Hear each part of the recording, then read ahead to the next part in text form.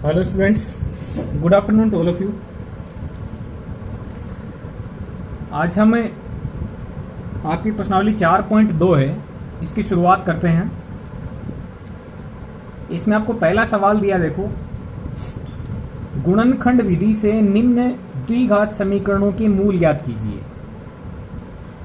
जो हमारी 4.1 प्रश्नावली थी उसमें हमने द्विघात समीकरण बनाए थे, उनको हल नहीं किया था। हल क्या होता है? जो भी चर राशि x है उसका मान ज्ञात करना।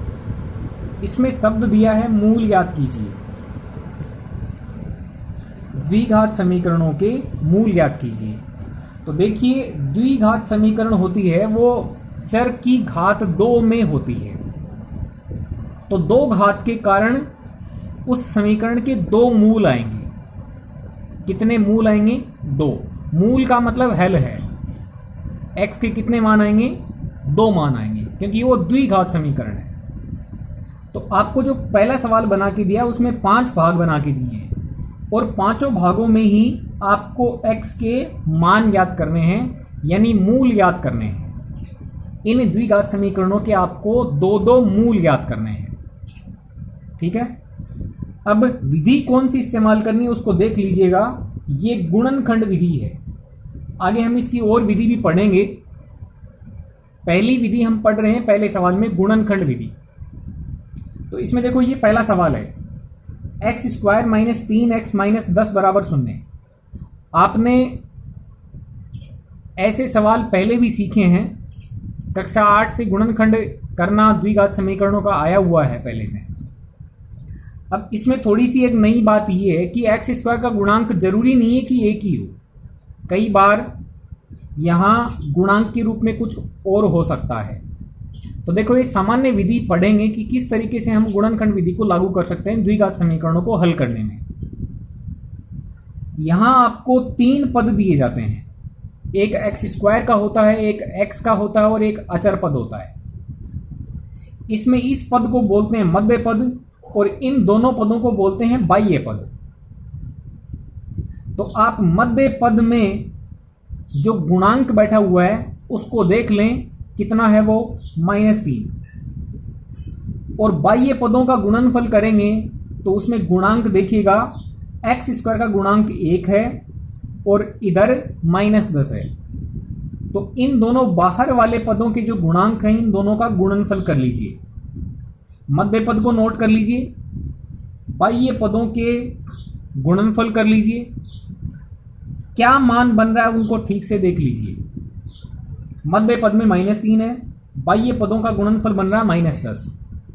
तो अब आपको ऐसी 2 संख्याएं ढूंढनी है जिनको जोड़ने से तो बन जाए मध्य पद, और उन्हीं दोनों को हम यदि गुणा करें तो बन जाए बाह्य पदों के गुणनफल के बराबर, यानी -10 के बराबर। ऐसी 2 चीजें आपको बनानी है, ऐसी 2 संख्याएं बतानी है कि उन दोनों को जोड़ने से -3 बने और उन्हीं दोनों को गुणा करें तो -10 बने। अब देखो, इसका तरीका क्या है। ये 2 संख्याएं आपको प्राप्त करनी है, गुणनफल के रूप में -10 लाना है। तो आप इसके गुणनखंड कर लीजिए। ये 10 है, संख्यात्मक रूप से मान 10 है, तो इसके गुणनखंड करोगे तो 2 पंजे 10। कितने गुणनखंड बनेंगे? 2। एक तो 2 और एक 5। अब ये 2 संख्याएं यदि हम ले लें तो दोनों का जोड़ बैठेगा 7, दोनों का गुणनफल बनेगा 10। हमें चाहिए दोनों का गुणनफल -10। तो 2 संख्याओं का गुणनफल कब माइनस होता है? जब एक संख्या प्लस की और एक माइनस की हो, तब दोनों का गुणनफल माइनस में आएगा। यानी पक्का पक्का एक संख्या प्लस की बनेगी और एक संख्या माइनस की बनेगी। यदि मैं 2 को माइनस की संख्या ले लूं और 5 ले लूं प्लस की, तो इन दोनों का गुणा करने से तो -10 बन जाएगा। अब उनको जोड़ने से -3 भी बनना चाहिए, तो इन दोनों को जोड़ने से आपका +3 बैठेगा। क्योंकि प्लस की 5 और माइनस की 2, तो प्लस की 3 ज़्यादा हुई। हमें क्या चाहिए कि उन दोनों का जोड़ बैठना चाहिए -3 और दोनों का गुणनफल बनना चाहिए -10। तो दोनों में से बैठेगी तो एक प्लस की एक माइनस की। अब यदि हम ये करते हैं तो गलत हो जाता है। यदि माइनस की 5 बना दें और प्लस की 2 बना दें तो दोनों का जोड़ करने से माइनस की 3 ज़्यादा हो जाएगी और दोनों को गुणा करने से माइनस का 10 भी हो जाएगा। तो हम 5 तो लेंगे माइनस की और 2 लेंगे प्लस की। तो आपको यहां से 2 संख्याएं ढूंढ लेनी है गुणनखंड करके।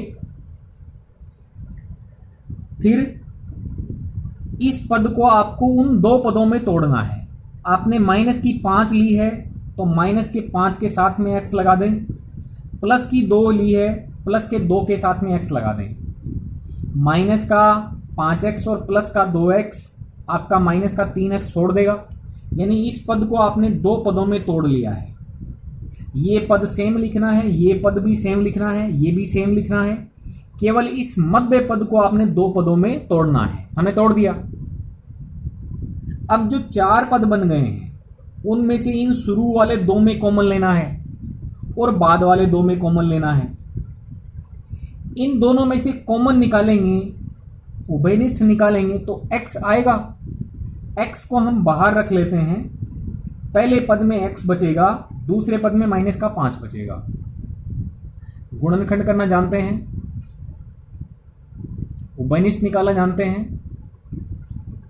इन दोनों में से भी आप प्लस का 2 कॉमन ले सकते हो। तो पहले पद में x, दूसरे पद में माइनस का 5। ठीक है, गुणनखंड कैसे करते हैं देख लीजिए।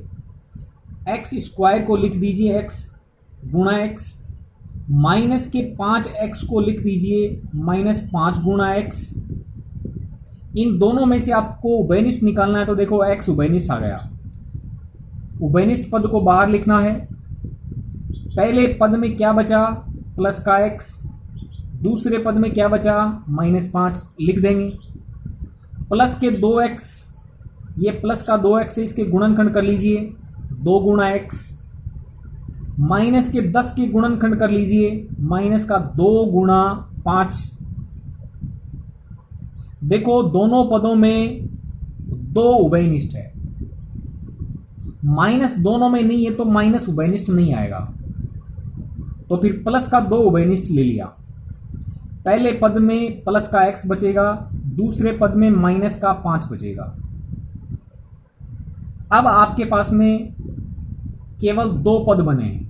पहले 3 से 4 बने, इन 2 में से कॉमन लेके 1 बना दिया, इन 2 में से कॉमन लेके 1 बना दिया।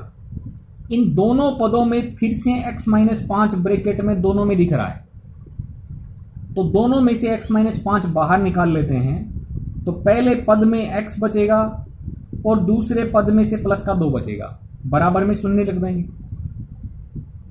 अब देखो 2 चीजों का गुणनफल 0 है,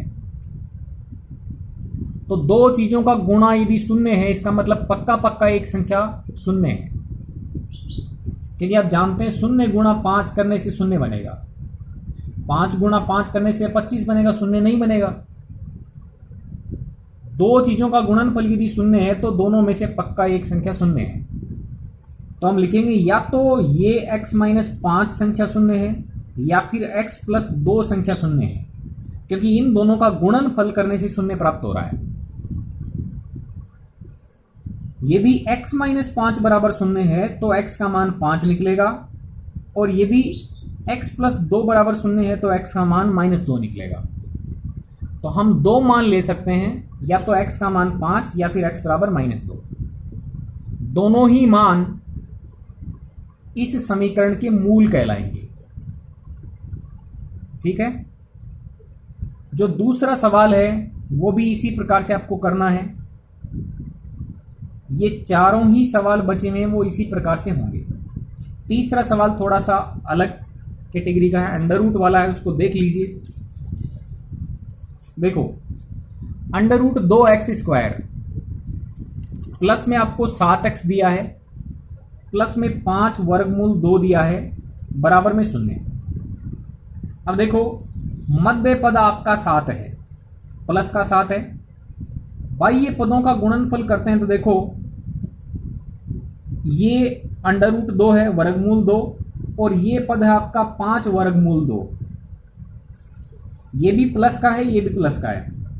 तो इन दोनों को यदि हम गुणा करेंगे तो देखो 5 गुणा वर्गमूल 2 गुणा वर्गमूल 2, तो इन दोनों का गुणा आप जानते हैं 2 बनता है। तो 5 गुणा 2 आपका 10 हो गया। तो बाह्य पदों का गुणनफल 10 बना। हम फिर से 10 का गुणनखंड करेंगे तो 2 और 5 मिलेंगे। अब आपको दो संख्याएं ऐसी ढूंढनी है कि दोनों का जोड़ बैठे 7 और दोनों का गुणा बैठे 10। प्लस का आ रहा है गुणा, तो या तो दोनों संख्याएं माइनस की हैं, दोनों संख्याएं प्लस की हैं। ये भी दोनों संख्याएं प्लस की ले लेते हैं तो 2 में 5 जोड़ने से 7 बन जाएगा और 2 को 5 से गुणा करने से 10 बन जाएगा। इसका मतलब दोनों संख्याएं परफेक्ट हैं। तो इस मध्य पद के 2 टुकड़े कर लेंगे। प्लस की 2 लेके x लिख देंगे, प्लस की 5 लिख के x लिख देंगे। ये सेम लिख देंगे दोनों पद। मध्य पद के 2 टुकड़े कर दिए, 2x और 5x। अब आपको इन दोनों में से कॉमन लेना है और इन दोनों में से कॉमन लेना है। अब इन दोनों में से कॉमन निकालना है तो ध्यान से देखिएगा। ये आपका लिखा हुआ है वर्गमूल 2x², वर्गमूल 2x²। आप इसको वर्गमूल 2 गुणा x लिख सकते हैं। और ये दूसरे पद में लिख के दिया 2x, तो आप x को तो गुणा में लिख देंगे। जो 2 है उसको आप वर्गमूल 2 गुणा वर्गमूल 2 लिख दें, लिख सकते हैं। इसमें वर्गमूल में 2 दिया है, ये बिना वर्गमूल के दिया हुआ है। तो दोनों में से उभयनिष्ठ निकालने के लिए 2 को आप वर्गमूल 2 गुणा वर्गमूल 2 लिख दीजिए। वर्गमूल 2 गुणा वर्गमूल 2 होता है। अब इन दोनों पदों में से कॉमन दिख जाएगा, उभयनिष्ठ दिख जाएगा। एक तो x और एक दिख जाएगा वर्गमूल 2। तो वर्गमूल 2 कॉमन है, x भी कॉमन है। ये हमने कॉमन ले लिया। पहले पद में बचेगा x, दूसरे पद में बचेगा वर्गमूल 2। ऐसे ही आप इन दोनों में से उभयनिष्ठ निकालेंगे तो देखिएगा आपको ये पद लिख के दिया 5x, आप इसको वर्गमूल 5 गुणा वर्गमूल 5 गुणा x लिख सकते हैं। दूसरे में दिया 5 वर्गमूल 2, आप इसको 5 गुणा वर्गमूल 2 लिख सकते हैं। इसको यदि आप ना लें, सीधे 5 लिख दें तो भी चलेगा, क्योंकि दोनों में से 5 दिख रहा है, कॉमन आ जाएगा। तो वर्गमूल में इसको तोड़ने की जरूरत नहीं है, क्योंकि दूसरी संख्या भी इसके जैसी ही है। ये 5 है, ये भी 5 ही है। दोनों में से किसी में भी वर्गमूल नहीं, तो वर्गमूल में जबरदस्ती मत तोड़ो। इसको लिख दो 5 गुणा x सीधे, इसको लिख दो 5 गुणा वर्गमूल 2। अब दोनों में से कॉमन आपको दिख जाएगा 5। तो प्लस का 5 कॉमन ले लिया। पहले पद में x बचेगा, दूसरे पद में वर्गमूल 2 बचेगा। ठीक है। अब आपको इन दोनों में से कॉमन दिख गया होगा x प्लस वर्गमूल 2 1 और वर्गमूल 2x प्लस 5 बराबर 0, ये दूसरा। अब वही बात कि दो पदों का गुणनफल 0 है, या तो ये पद 0 है या फिर ये पद 0 है। मतलब या तो x का मान माइनस वर्गमूल 2 है, पक्षांतरण कर देंगे इसका, या फिर इसका मान 0 है तो x का मान इतना आएगा। कैसे आएगा? वर्गमूल 2x प्लस के 5 को पक्षांतरण कर दें, वर्गमूल 2x बराबर माइनस का 5 हो जाएगा। और x का मान निकालेंगे तो जो गुणा में है वो भाग में चली जाएगी। तो x का मान माइनस का 5 बट्टा √2 हो जाएगा। इस तरीके से आपको द्विघात समीकरणों के मूल याद करने होते हैं गुणनखंड विधि से। Okay students, thank you very much.